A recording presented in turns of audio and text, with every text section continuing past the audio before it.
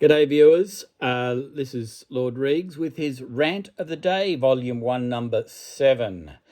Now, with the COVID-19 pandemic going around the world and killing lots of people, I've been quite angered by the National Rugby League response to the 17 disobedient rugby league players having a fun weekend up at Taree and not observing the social distancing laws.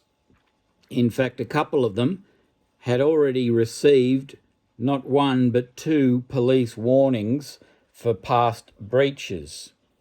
The National Rugby League has not punished these players hard enough, in my opinion.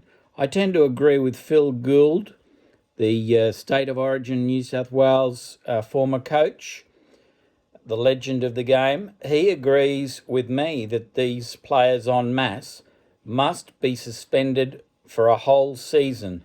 They must be ineligible to play the 2020 season if it is to begin with any integrity on May 28. That's option one. Option two is they must not play the 2020 season, and each of these 17 players must be fined at least $50,000 each. Option three is ban them all for life, because they clearly treat the laws that are, the laws are designed to safeguard the population. And if these players are wantonly flouting the laws of self-distancing in the middle of a pandemic, God knows what they're doing day to day, leaving their homes every day, probably not self-isolating like the rest of us have been doing.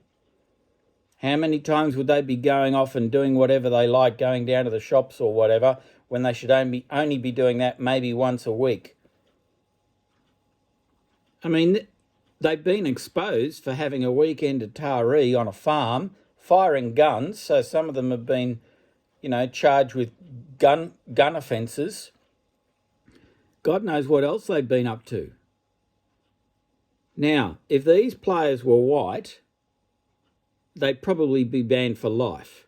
But because they're coloured, we're shit scared about being branded racists. Now, I just think we need to call, I'm sorry for using the term, but we need to call a spade a spade. Now, no racism intended there, but the fact of the matter is, these people are being let off because they're Aboriginal or Torres Strait Islanders, either fully or partially, and I just think it's wrong. Dead wrong. These people, these rugby league players, joking, skylarking, in the middle of a pandemic when people have been dying every day in Australia, and we've had something like, we've had 50,000 people, I think, dying in America alone. We've had the Prime Minister of the United Kingdom in intensive care as a result of this pandemic. And these rugby league players are just flouting the law, doing whatever they want, and have a listen to these fines that they've got. Nathan Cleary, the Penrith halfback, $10,000 fine. Josh Addo-Carr, $50,000. Latrell Mitchell, $50,000. None of these players are going to miss one game in 2020. Not even banned for one game. Newcastle's Tyrone Roberts-Davis, $10,000 fine. And, even worse, Mitchell and Addo-Carr's fines have been suspended. $30,000 of them have been suspended. $6,000 of Roberts-Davis and Cleary's fines have been suspended. So, as is being reported by the Daily Telegraph, for now Mitchell and Addo-Carr only need to be fined $20,000. Cleary and Roberts-Davis, $4,000. Surprisingly, the misbehaving players will not miss any games, as the NRL decided not to ban them, instead handing out one game suspended bans to each. Suspended bans. They will all be eligible to play in the 2020 season if it commences on May 28. That is just a joke. Now, Gus Gould, sometimes I've had words with you because I've disagreed with you, but on this, we are at one. They should all be outed for at least 12 months. Personally, I think they should all be banned for life. They should never play rugby league again.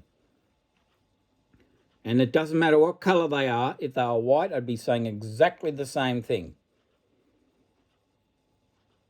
Now, the NRL has lost its Chief Executive Officer, Todd Greenberg. I would like to have seen what Todd Greenberg would have done in this situation. I've been critical of Todd Greenberg's running of the game in the past. However, some of the things he's done have been very good.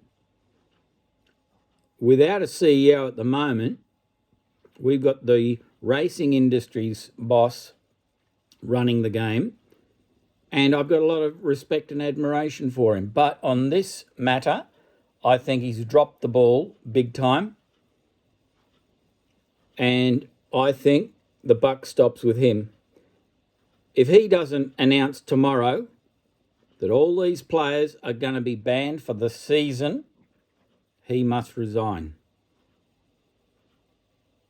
The racing industry's manager, interim manager of the rugby league competition must resign if he does not ban these 17 players for the season. It's just wrong. I agree with Phil Gould. All the offending players must be outed for the whole 2020, and I'd say the 2021 season too, because there's not much difference here with the sandpaper incident in the game of cricket, where we had 3 test players in the Australian team outed for 12 months. I personally thought that was too soft. I would have liked to have seen them banned for life also. In fact, there's an example of me not being racist. I am on record, Lord Reags is on record, as being very, very harsh in my condemnation of Steve Smith and co. on Facebook and Twitter. I called for them to be banned for life. You can check it. Just check it. Look up Lord Reags' condemnation of Steve Smith and the other 2 players. I've forgotten their names. That's how much I think of them. I did say they should be outed for the whole of their careers because they brought the game of cricket into disrepute. Well, these 17 players, I don't care what colour they are, they copped the same condemnation from me as I gave to those 3 cricketers. I will have no interest ever in watching these players play rugby league. I don't care who they're going for. If they're playing for my team, I won't watch that match. I refuse to watch any rugby league matches involving any of these 17 players. And I'd encourage you, dear viewer, to do the same. That's the only way the NRL is going to heed our protest. These players must be gone for the whole season at least. And with the $50,000 fines each on top of that. They do not deserve to be idolised as some rugby league players are. It is just wrong, wrong, wrong. Anyway, that's Lord Reags' Rant of the Day, Volume 1, Number 7, for the 28th of April 2020.